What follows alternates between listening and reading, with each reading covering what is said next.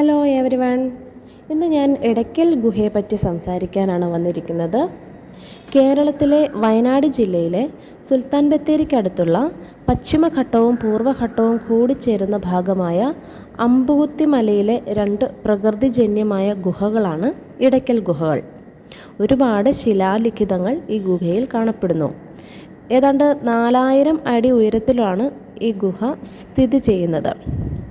കേരളത്തിലെ ഏറ്റവും പുരാതനമായ ഒരു രാജവംശത്തെപ്പറ്റി സൂചന നൽകുന്ന ശിലാലിഖിതങ്ങൾ ലോക കൊത്തു ചിത്രകലയുടെ ആദിമ മാതൃകകളെ അനുസ്മരിപ്പിക്കുന്നു.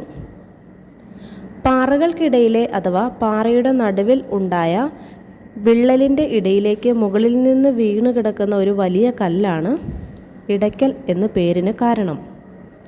1901 മലബാറിലെ ജില്ലാ പോലീസ് സൂപ്രണ്ടായിരുന്ന എഫ് ഫോസറ്റാണ് ഇടയ്ക്കൽ ഗുഹകളെ ലോകശ്രദ്ധയിലേക്ക് കൊണ്ടുവന്നത്.